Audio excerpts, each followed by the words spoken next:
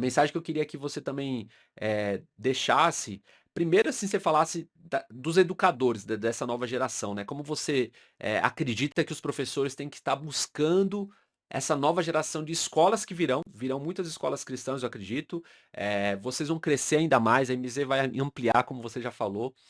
Uma mensagem para esses educadores, né, aquele que acredita nesse propósito, como vocês acreditam, né. Vamos lá. Precisamos de professores cristãos. Precisamos de pessoas que queiram fazer a diferença. Posso te falar que às vezes faço entrevista e a pessoa nem se, obviamente, com medo, né? Eu sei que existe o medo, não se pronuncia como cristã. Nós não podemos fazer essa distinção, então nós não estamos aí na seleção de somente professores cristãos, mas que bom seria se um professor de qualidade chegasse, né, até nós. Mas sabe que muitas vezes a gente vê e falta, e aí é um puxãozinho de orelha, excelência. Hum. Nós, como cristãos, precisamos ser excelentes. E às vezes nós vemos os próprios cristãos não buscando a excelência, onde, né, nas suas formações, faz uma formação e tá bom, sabe? Não tem, às vezes, uma postura, né? Às vezes, falando de postura, muitas vezes nós temos essa questão, não é que você diz que é crente, que você pode se comportar de qualquer jeito, pelo contrário, você tem que dar mais exemplo. E quando eu passo com um problema com gente, com funcionário cristão, Nossa, é triste. entende? E assim é um mau testemunho muito grande. Então, eu acho que é isso, é buscar a excelência. E eu trouxe aqui para enriquecer o nosso podcast um Olha livro só. muito bom, que eu acho que junta muito isso que nós estamos falando hoje. Demais, não Que eu tô vou pegar vendo. aqui. Põe um pouquinho ali pra cá, Só pro outro lado aqui. Isso aí, ótimo. Augusto Cury, aí, ó, 20 regras de Augusto ouro. Cury, 20 regras de ouro para educar filhos e alunos. Eu acho que esse podcast também traz muito isso. Nós falamos como pais e falamos como professores. Então, esse livro aqui enriquece muito. Eu tenho até um resuminho aqui para poder compartilhar com vocês. Posso? Pode? Nossa, demais. Vai ficar o link Então, também ele na fala, descrição desse livro. Eu gostei já do título, ótimo. já vou colocar na minha biblioteca, já vou atrás. Isso, esse livro aqui eu já fiz até um estudo com uma colega sobre ele, eu achei assim incrível, porque mostra realmente como nós temos que educar os nossos filhos para que os nossos filhos sejam emocionalmente saudáveis e tudo mais, mas também fala da postura do professor, como a gente tem que enfrentar as situações. Então, uma delas, a primeira regra de ouro, ó, vou pegar, ó, a educação está doente, formando jovens doentes. E aí o que fala nisso? Educar é semear com sabedoria e colher com paciência. Os frutos da educação não são imediatos. É preciso perseverança. Educar é investir no ser, não apenas no fazer. O segundo capítulo fala sobre escolas e famílias doentes formando jovens doentes. Olha que Nossa, forte isso. é realmente E uma aqui, acusação e falando: "Olha, está errado". Do mestre Augusto Cury tá dizendo: "Está errado".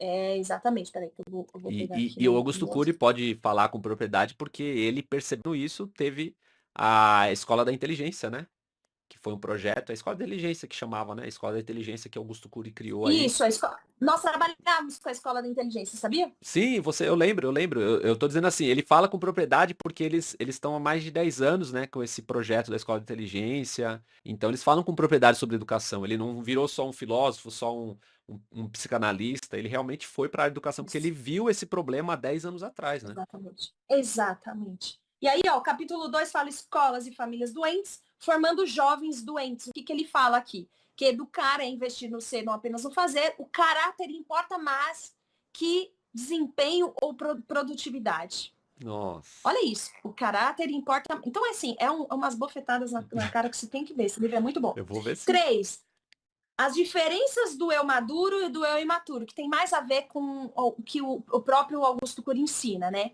E aqui, nesse capítulo, diz que quem ama educa com limites e não com gritos. Ó o que ele ensina. Amor verdadeiro impõe limites com respeito, sem agressividade. É isso que vai falar aqui no capítulo 3. Capítulo 4.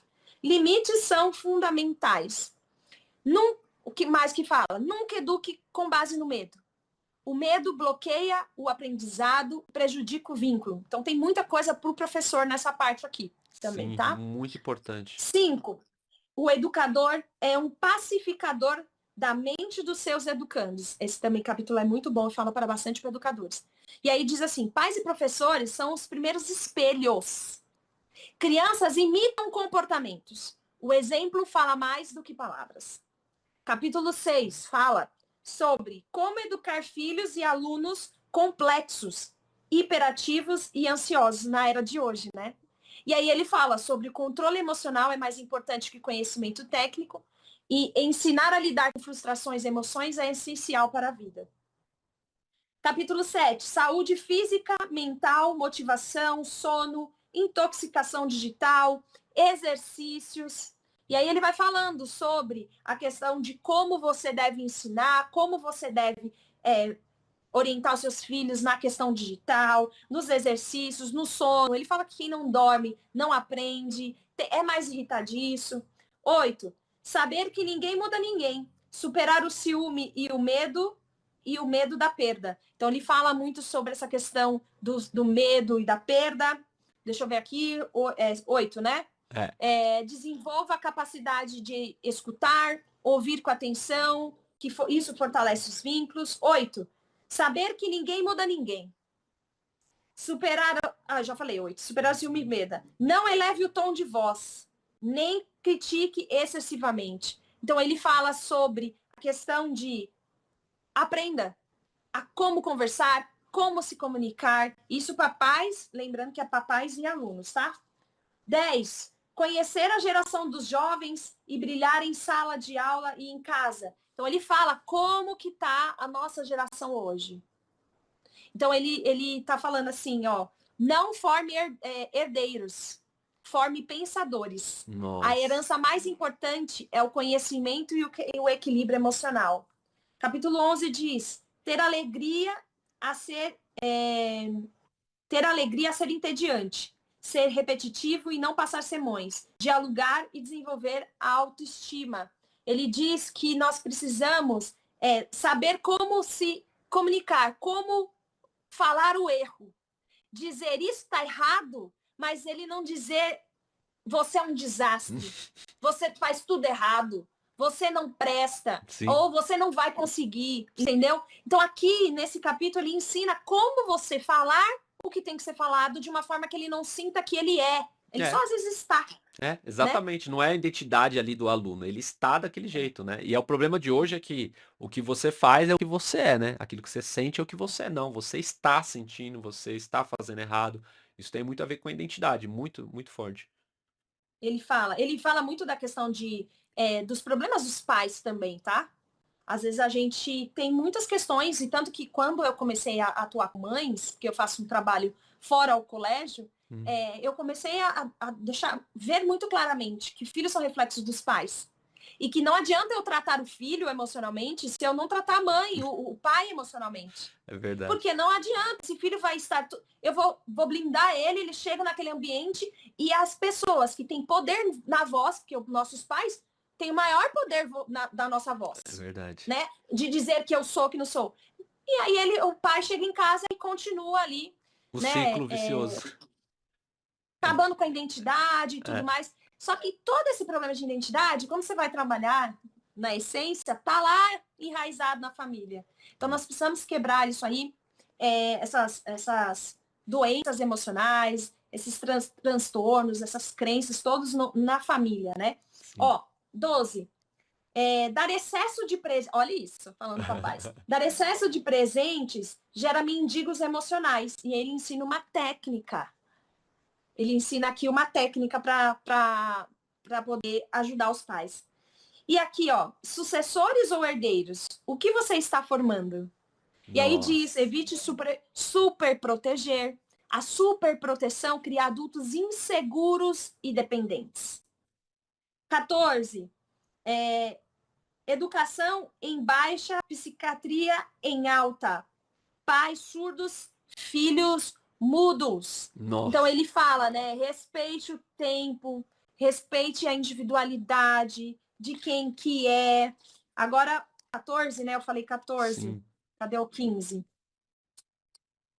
Só para compartilhar aqui com vocês. Olha quantas dicas, depois eu vou listar todas, Laís, você vai me passar, eu vou listar todas, apesar Tá. de ter legenda, porque assim, você tá lendo só o nome do capítulo, né? Isso. Imagina a descrição desse capítulo, como não traz dicas para você educar melhor, para você, até você como educador ou professor, fala assim, eu preciso melhorar nisso, né? Então, é assim, essencial. E não adianta a gente achar que o educador vem pronto. Acho que até você percebe isso, né? Que o educador vem pronto, o professor vem pronto. Não adianta. Tem muito Não o que adianta. aprender. Tem muito, muito, muito que aprender. Aí, ó, tem mais algumas outras coisas que ele fala, aí eu vou para a 20ª. Então, como estabelecer rotinas saudáveis, ele também ensina. Como educar para a vida e não para a perfeição. Hoje, nessa geração, é É, isso. Olha para a professora aqui, ó, seja firme sem ser agressivo. Outra coisa, estimule a leitura e o pensamento crítico. E jamais desista de educar, mesmo diante dos desafios. E aqui a 20ª regra de ouro é ter uma mente que celebra os acertos e não é viciada em corrigir erros. Então, nossa, esse livro aqui eu super indico. É um livro que faz demais. muita diferença. Eu mesmo tenho ele aí usando sempre, porque ele tem um embasamento muito forte para um olhar muito claro para como nós temos que agir. Então fica de dica aí para todo mundo ler, porque e fala sobre os dois, né? Filhos e alunos, Sim, sem sim. esquecer que a base do ensino é a família. Não Muito bom. podemos esquecer, não podemos esquecer disso. Muito bom, Laís. Eu sempre peço um livro mesmo, né? Eu pedi por último, sempre pedi pro irmão que veio aqui, o que ele vai falar de, o que falou de games, né? O pastor. Tá? E ele Ai, que gosta, bom. ele gosta muito de games, ele contextualiza games na nova geração, faz essa nostalgia com games, e ele também falou um livro. E você, nem tinha te falado, e você trouxe um livro aí, assim, super enriquecedor. E os livros nos ajudam muito, né? Então, eu vou colocar essas 20 regras de ouro depois na descrição, o link do livro, para que você também envie esse podcast até para um professor que você conheça. Fala, olha, eu falei e tal. E porque é de verdade, eu acho que quando o professor ele entende que a vocação dele, é isso que você falou, né? É um propósito, acho que muda muita coisa, sabe? Mesmo aquele aluno difícil, ele vai pensar duas vezes ali. Eu não tô aqui só cumprindo tabela, o meu horário para que vai acabar meu horário daqui a pouco. Senta logo, faz logo a prova. Se o professor tem um propósito, ele vai entender, não, esse aluno aqui tá tendo uma dificuldade, tem que ser trabalhada, tem que ser visto o que que eu posso melhorar. É difícil, ainda mais que o professor realmente no ensino público tem uma defasagem em valores, tem um monte de coisa que é difícil, mas se ele entender que isso é uma vocação, ele pode mudar uma geração, né? Você sabe disso, você já falou, né? Um professor ali bem colocado, bem posicionado, ele pode mudar uma geração. Ali naquela sala de aula pode ter novos presidentes, novos governadores, novos líderes. E quando eu gosto sempre de falar isso, quando Deus chamou Abraão, ele viu em Abraão um bom pai. Ele viu em Abraão a possibilidade de ter uma geração após Abraão. Olha que forte, né? Então, isso quem falou foi uma conferência que eu fui, uma argentina, que foi lá, ela falou isso. Se a gente olhasse, nós como pais, olhássemos que somos partes de uma nova geração que vai vir após nós como os educadores olhássemos que eu estou educando uma geração, muda todo o meu conceito.